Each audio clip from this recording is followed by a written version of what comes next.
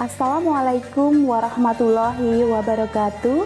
Perkenalkan, saya Yurika, Arsiparis Penyelia Dinas Perpustakaan dan Arsip Daerah Istimewa Yogyakarta. Jangan sekali-sekali meninggalkan sejarah. Demikian semboyan terkenal yang pernah diucapkan Soekarno, sang proklamator. Sejarah Daerah Istimewa Yogyakarta ternyata belum banyak dipahami oleh masyarakat Jogja, terlebih generasi muda saat ini. Arsip sebagai sumber primer informasi yang merupakan bukti rekaman kegiatan atau peristiwa masa lampau yang otentik dan terpercaya belum banyak dimanfaatkan karena awamnya pemahaman tentang arsip dan budaya literasi arsip yang rendah. Sementara di sisi lain, biaya pengelolaan arsip tidaklah murah. Permasalahan inilah yang mendasari DPAD DIY membangun diorama Arsip Jogja, sebuah diorama kearsipan yang menyajikan arsip-arsip tentang sejarah Yogyakarta sejak berdirinya Kerajaan Mataram Islam hingga era keistimewaan. Sejak diresmikan pada 24 Februari 2022, diorama dituntut harus mulai membuka layanan di tengah keterbatasan anggaran, SDM, dan sistem layanan yang belum sempurna.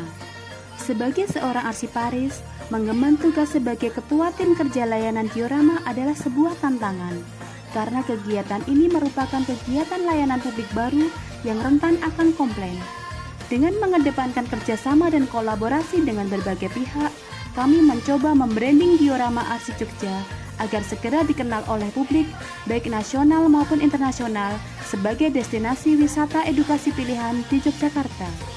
Optimalisasi media sosial sebagai media publikasi dan promosi merupakan langkah awal kami membranding diorama, karena media sosial sangat efektif untuk mempromosikan diorama Arsip Jogja dengan cepat dan mudah ke berbagai belahan dunia.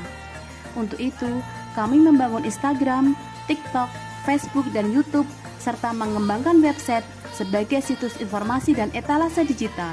Strategi branding yang kedua adalah menggalakkan kegiatan wisata arsip. Wisata arsip adalah kegiatan mendekatkan arsip kepada generasi muda yang dikemas dalam bentuk wisata.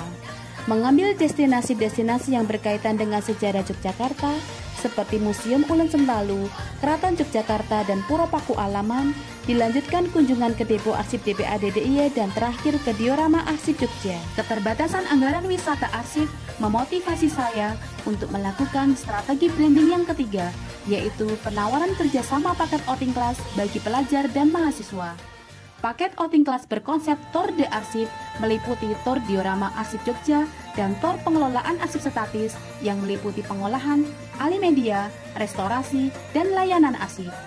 Dengan paket outing kelas Tour de Arsip, pelajar dan mahasiswa dapat belajar arsip sejak dini dengan cara yang asik. Usaha yang kami lakukan dalam membranding diorama tidaklah sia-sia. Data menunjukkan kunjungan diorama semakin meningkat dari tahun ke tahun.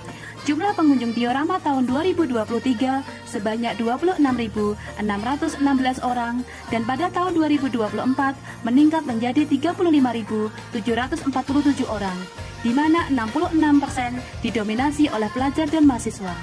Seiring meningkatnya kunjungan ke diorama, jumlah pemanfaatan arsip juga mengalami peningkatan yang signifikan.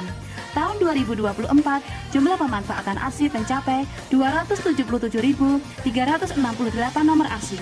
Diorama Arsip Jogja juga diapresiasi oleh komunitas jelajah dan Kementerian Kebudayaan RI sebagai peraih Anugerah Purwakalagra Indonesia Museum Award 2024 kategori Museum Cerdas. Assalamualaikum warahmatullahi wabarakatuh. Saya Kurniawan, Kepala Dinas Perpustakaan dan Arsip DIY. Saya sangat mendukung keikutsertaan Saudari Yurika dalam ajang pemilihan Arsiparis Teladan Nasional tahun 2025, dan tentunya Saudara Yurika telah banyak berinovasi dan memberikan ide-ide kreatif dalam membranding diorama Arsip Jogja sebagai destinasi wisata edukasi dan dalam upaya meningkatkan pemanfaatan arsip statis. Terima kasih, semoga sukses. Assalamualaikum warahmatullahi wabarakatuh.